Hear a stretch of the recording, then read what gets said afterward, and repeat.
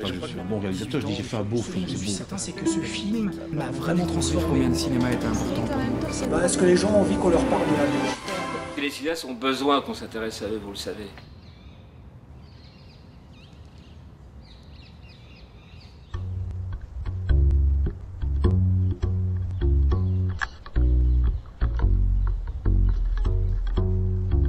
After you pushed my heart over, I was out for a week.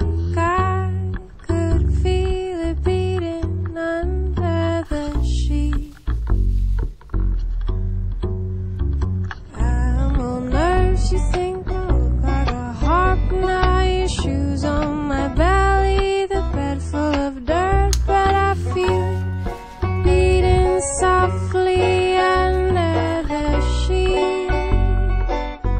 When I get lazy, I act like I'm crazy by your manners.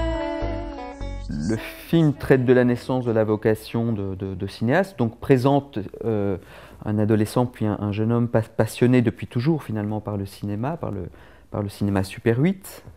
Son père lui a offert une caméra Canon, il possède aussi une belle caméra Beaulieu et finalement voilà, cet objet est très important dans sa vie et, parce qu'il juge son existence trop ordinaire et voilà, c'est un rêveur, il a beaucoup d'imagination et finalement il fait des films avec ses amis, hein, il entraîne dans ses aventures son meilleur ami, Maxime, qui est un garçon qui est très différent de lui, plutôt extraverti, alors que voilà, qu'Eliot est un doux rêveur.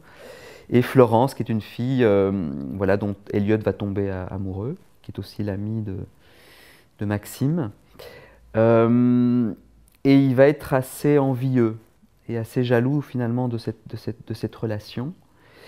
Et il va vouloir passer devant la caméra lui aussi, devenir acteur de son propre film aux côtés de Florence, et peut-être quelque part un peu plus acteur de la vie. Et donc il va vouloir forcer le destin, passer devant la caméra pour s'attirer les faveurs de Florence, pour que Florence soit à lui et pas à Maxime. Et en faisant ça, il va créer un drame, il va y avoir un accident. La philosophie du film, c'est finalement dire qu'on ne peut pas toujours forcer le destin, c'est-à-dire qu'il y a une nature qui est là, on peut pas vraiment la changer. Et finalement, il peut changer sa vie à lui dans ses propres films. Et c'est ça que dit le film finalement.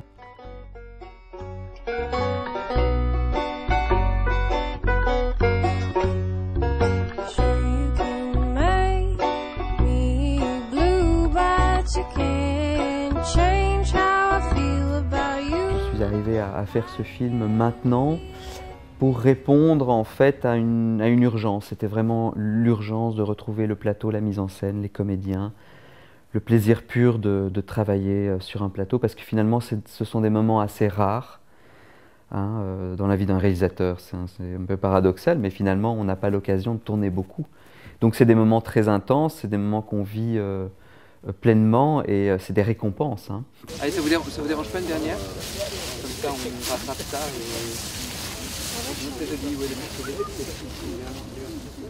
C'est vrai qu'on était parti sur quelque chose de plus light, de plus low budget en fait. Et c'est amusant parce qu'à chaque fois, en réalité, j'ai presque envie de dire que j'y arrive pas. C'est-à-dire, le naturel revient très très vite. Et donc finalement, l'infrastructure qui est derrière, les moyens, et Raymond, finalement, si tu prends Raymond, eh bien, j'ai envie de dire, tu prends la caméra avec, même si Raymond fait plein de choses avec toutes sortes de caméras lourdes ou légères.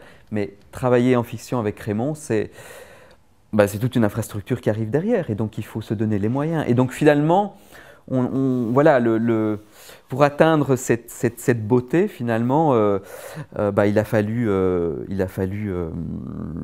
se donner les moyens. Pour pouvoir le terminer, eh bien, on a fait appel au financement participatif sur Internet avec un site qui s'appelle KissKissBankBank.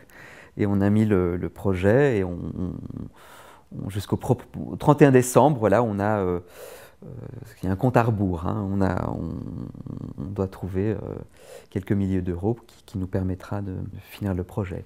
Je suis toujours surpris par la générosité des gens dans ce métier qui apportent bien sûr tant sur le plan créatif, mais qui s'investissent d'une manière extraordinaire, parce que ce n'est pas pour l'argent évidemment qu'ils le font, pas dans ces conditions-là, mais ils le font pour le pari du film, le pari artistique. Et ça, je trouve ça vraiment, vraiment formidable. Il y a des gens formidables dans ce métier. Coupé.